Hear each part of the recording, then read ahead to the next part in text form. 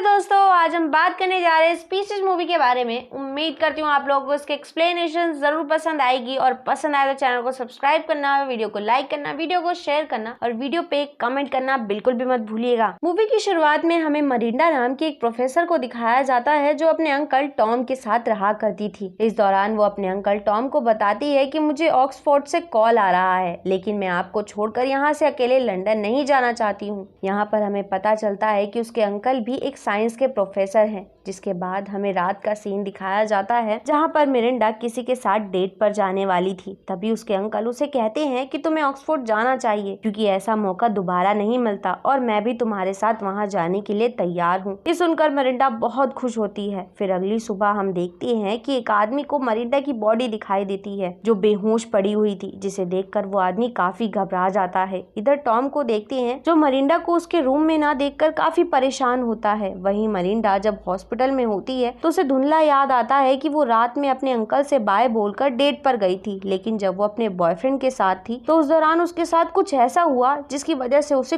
कुछ भी याद नहीं है। फिर टॉम को इस बारे में इन्फॉर्म किया जाता है तो वो हॉस्पिटल के लिए निकल पड़ता है। इधर जब डॉक्टर मिरिंडा का एक्सरे और ब्लड टेस्ट कर रहे होते हैं तो काफी हैरान होते हैं क्योंकि वो किसी इंसान का नहीं था। इसलिए सीनियर डॉक्टर अपने जूनियर से मिरिंडा का एक्सरे दोबारा करने के लिए कहता है, लेकिन जब वो एक्सरे कर ही रहा होता है तो हम देखते हैं कि मिरिंडा की बॉडी बहुत ही अजीब तरह से बदलाव कर रही है और इससे पहले कि वो डॉक्टर को समझ पाता, मिरिंडा पूरी तरह से एक एलियन में बदलकर उसके पास पहुंच जाती है और उसे बहुत ही बेरहमी से मार देती है। तभी वहां पर एक और लेडी डॉक्टर पहुंचती है जो उस डॉक्टर को मरा हुआ देखकर काफी डर जाती है और वहां से भागने की कोशिश करती है, लेकिन मिरिंडा अपने मुंह से निकलने वाले टेंटिकल से उस पर अटैक करके उसे बहुत ही बुरी तरह से मार देती है। और जब ये सारी चीजें हॉस्पिटल पहुंचकर टॉम देखता है तो वो बहुत ही ज्यादा घबरा जाता है, जैसे मानो उसे इन सब चीजों के बारे में पता था। इसलिए वो वहाँ बेहोश पड़ी मिरिंडा के पास पहुंचकर उसे एक इंजेक्शन लगाता है जिससे उसके शरीर में पड़ने वाले अजीब से धब्बे सही हो जाते हैं, जिसके बाद वो उसे अपने साथ गाड़ी में ले जाता है। फिर टॉम ये फैसला करता है कि अब वो यहाँ से मेक्सिको चला जाएगा। हालांकि मिरिंडा उससे इस चीज का रीजन पूछती है। पहले तो वो उसकी बातों को टाल देता है, लेकिन फिर बताता है कि मैं नहीं चाहता कि तुम पर किसी भी तरह का कोई भी खतरा आए। तुम बीमार हो और तुम्हारे इलाज के लिए हमें मेक्सिको ही जाना पड़ेगा क्योंकि तुम्हारा इलाज मेरा एक पुराना साथी कर सकता है जिसका नाम फॉरवर्स है, लेकिन मैं उससे कई सालों से नहीं मिला हूँ। ये सब सुनने के बाद मिरिंडा काफी घबरा जाती है और उसे कुछ भी समझ नहीं आ रहा होता है कि उसके साथ क्या हो रहा है। इसलिए वो टॉम से सारी बातें सच बताने के लिए कहती है। तो टॉम उसे बताता है कि मुझे और फॉरवर्स को एलियन डीएनए मिला था जिसे हमने इंसानी डीएनए के साथ मिलाकर तुम्हें बनाया है, इसलिए तुम आधी इंसान और आधी एलियन हो। लेकिन मुझे कहीं ना कहीं ये काम गलत लग रहा था, इसलिए मैंने इस काम को करना छोड़ दिया और फॉरवर्ड से अलग हो गया। और क्योंकि मैं नहीं चाहता था कि तुम्हें कोई भी नुकसान पहुंचे, इसलिए मैं तुम्हें यहाँ लेकर आ गया और तुम्हें एक इंसान की तरह पाला। ये सुनकर मिरिंडा काफी दुखी होती है क्योंकि वो समझ गई थी कि इस दुनिया में वो पूरी तरह से अकेली है और टॉम के सिवा उसका कोई भी नहीं है। फिर वो दोनों मेक्सिको शहर के एक होटल में पहुंचते हैं जहाँ मिरिंडा के शरीर में फिर से चेंज होने लगते हैं। इसलिए टॉम उसे एक इंजेक्शन देता है और बताता है कि मैं कभी कभी तुम्हारे अंदर इंसानी सेल्स डालता हूँ ताकि तुम एक इंसान की तरह रह सको, पर जब से तुम बीमार हुई हो ये तुम्हारे शरीर पर ठीक से काम नहीं कर रहे हैं। हालांकि मिरिंडा उससे जानने की कोशिश जरूर करती है कि मुझे क्या हो रहा है, लेकिन टॉम के पास इस चीज का कोई भी जवाब नहीं था। फिर वो लोग आगे बढ़ते हैं और एक दूसरे होटल में पहुंचते हैं जहाँ के मैनेजर से वो फॉरवर्ड्स के बारे में पूछते हैं, लेकिन मैनेजर को उसके बारे में कोई भी जानकारी नहीं थी। हालांकि इस दौरान एक बूढ़ा आदमी उनकी बातों को बहुत ही ध्यान से सुन रहा होता है और ऐसा लग रहा था कि वो इस बारे में कुछ न कुछ तो जरूर जानता है। फिर अगली सुबह टॉम अकेले ही फॉरवर्ड्स को ढूंढने के लिए निकल पड़ता है और जब वो आसपास के लोगों को उसकी तस्वीर दिखाकर उसके बारे में पूछ रहा होता है तभी एक नन उसके सामने आ जाती है जो कि बहुत ही ज्यादा खतरनाक दिखाई दे रही थी और उसका रूप देखकर टॉम घबरा जाता है। साथ ही साथ ये भी समझ जाता है कि वो एक एलियन है, इसलिए वो उससे बचने के लिए वहां से भागने लगता है, लेकिन वो एलियन उसका पीछा नहीं छोड़ती और उसे मारने की कोशिश करती है। इससे पहले कि वो उसे मार पाती वहाँ एक पुलिस की गाड़ी पहुंच जाती है जिसकी वजह से वो एलियन उसे वहीं पर छोड़कर चली जाती है,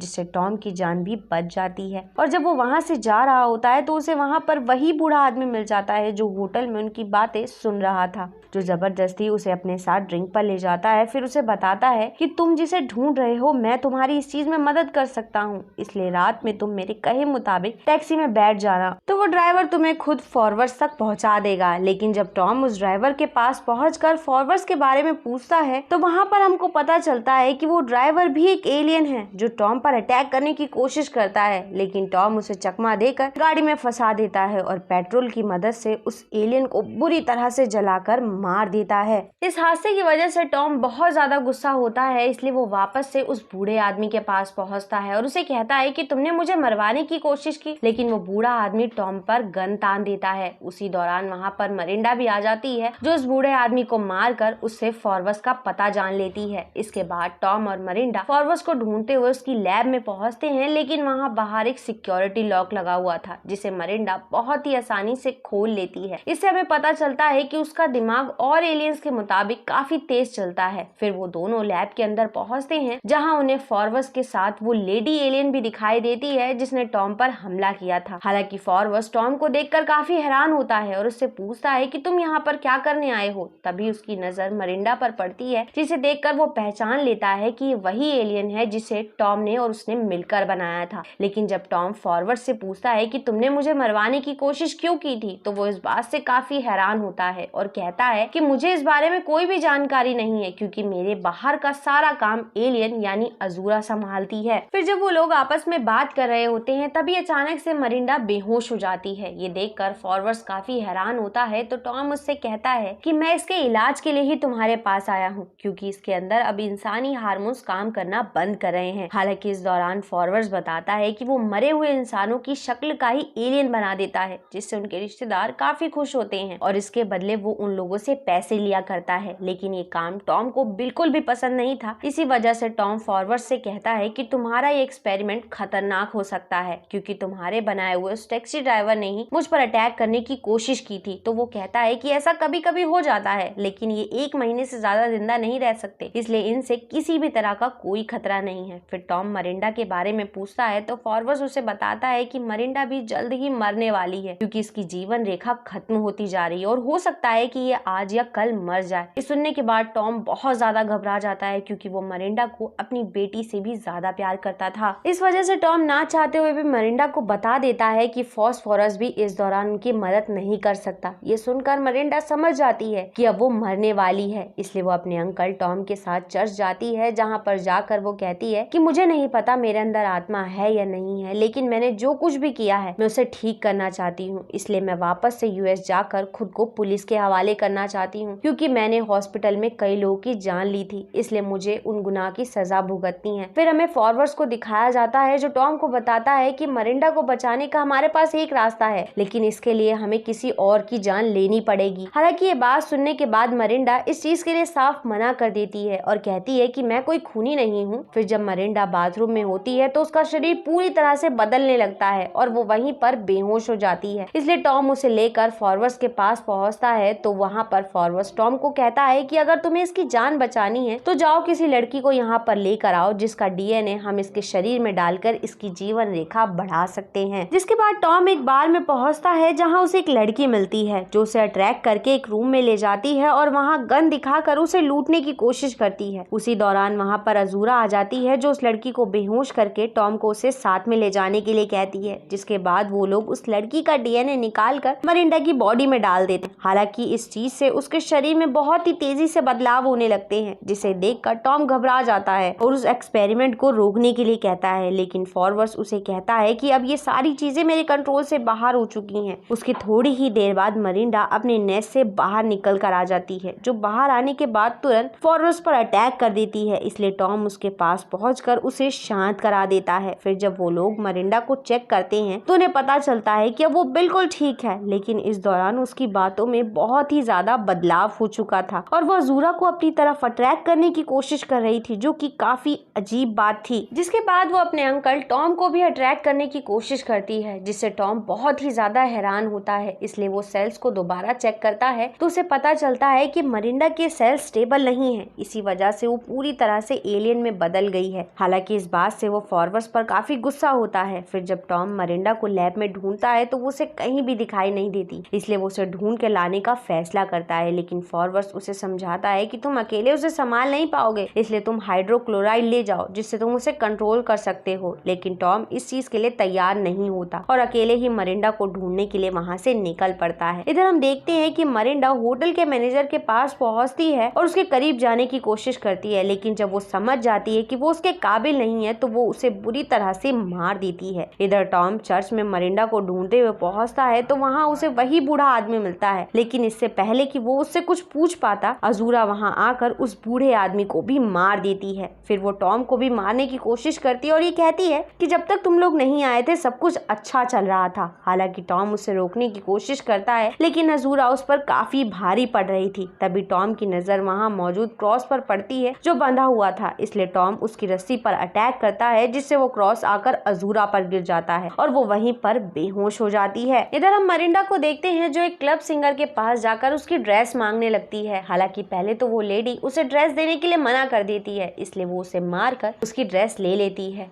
और जब क्लब में एक आदमी उसके क्लोज आने की कोशिश करता है, वो उसके कान में अपने खतरनाक टेंटिकल घुसाकर उसकी भी जान ले लेती है। फिर जब वो वहाँ से जा रही होती है तो उसे ढूंढते हुए फॉरवर्ड्स भी वहाँ पर आ जाता है और जब मरिंडा उसके पास पहुँचती है तो वो बताता है कि होटल के मैनेजर को भी मैंने ही बनाया था, वरना तुम अभी तक प्रेग्नेंट हो जाती। और क्योंकि मरिंडा एक एलियन थी, इसलिए वो जल्दी से जल्दी प्रेग्नेंट होकर अपने बेबी को जन्म देना चाहती थी और वो इस चीज के लिए फॉरवर्ड्स को भी अट्रैक्ट करने की कोशिश करती है। हालांकि फ्लावर्स उसे इंजेक्शन लगाने वाला होता है, लेकिन वो इस चीज में नाकाम रहता है और इसी मौके का फायदा उठाकर मरिंडा उसके साथ इंटीमेट हो जाती है और इस दौरान वो पूरी तरह से एक एलियन में बदलकर अपने टेंटिकल से फ्लावर्स को भी मार देती है। इधर हम देखते हैं कि अजूरा को भी होश आ जाता है। फिर टॉम भी उस जगह पर पहुंच जाता है जहां मरिंडा और फॉरवर्स मौजूद थे, तो उसे फॉरवर्स की डेड बॉडी दिखाई देती है और साथ ही साथ मरिंडा को चेक करने पर उसे पता चलता है कि वो इस दौरान प्रेग्नेंट है। लेकिन टॉम जब उसे छूने की कोशिश करता है तो उसे पता चलता है कि मरिंडा के पेट में पल रहा बच्चा बहुत ही खतरनाक है, इसलिए वो मरिंडा को लेकर लैब में पहुंचता है और उसका टेस्ट करने की कोशिश करता है। तभी मरिंडा को होश आ जाता है और वो कहती है कि ये सब कुछ खत्म कर दो ताकि मेरे साथ साथ होने वाली ये सारी तबाही और परेशानी खत्म हो जाए, क्योंकि मेरे अंदर मौजूद बच्चा बहुत ही खतरनाक साबित हो सकता है। उसी दौरान टॉम को एहसास होता है कि उनके अलावा भी लैब में कोई मौजूद है, इसलिए वो गन लेकर आगे बढ़ता है। तभी वहाँ पर अजूरा अटैक कर देती है जो उसे मारने वाली होती है, लेकिन मरिंडा वहाँ आकर उस पर हमला कर देती है। फिर वो दोनों ही अपने एलियन के रूप में एक दूसरे का सामना करने लगते हैं और एक दूसरे पर बहुत ही ज्यादा भारी पड़ रहे होते हैं, लेकिन देखते ही देखते मरिंडा अजूरा पर अटैक करके उसे बेहोश कर देती है, जिससे उसे लगता है कि वो मर गई है। तभी अचानक से अजूरा पीछे से उसकी बॉडी में अपने टेंटिकल्स घुसा देती है, जिससे मरिंडा वहीं पर गिर जाती है। इस मौके का फायदा उठाकर टॉम अजूरा पर शॉटगन से अटैक करके उसे मार देता है। तभी बेहोश पड़ी हुई मरिंडा टॉम से कहती है कि मुझे जिंदगी देने के लिए बहुत बहुत शुक्रिया, जिसके बाद वो वहीं पर मर जाती है। जिसके बाद टॉम लैब में मौजूद सारे सिलेंडर को ऑन करके वहाँ एक बहुत ही बड़ा ब्लास्ट कर देता है ताकि वहाँ पर किसी भी तरह के एलियन का कोई भी नामो निशान ना बचे। और इसी के साथ ये मूवी यहाँ खत्म हो जाती है और ये सीरीज भी यहाँ खत्म हो जाती है। और अभी तक आप लोगों ने इसके पहले के पार्ट्स नहीं देखे हैं तो चैनल पर अपलोडेड है, उन्हें देखना बिल्कुल मत भूलिएगा।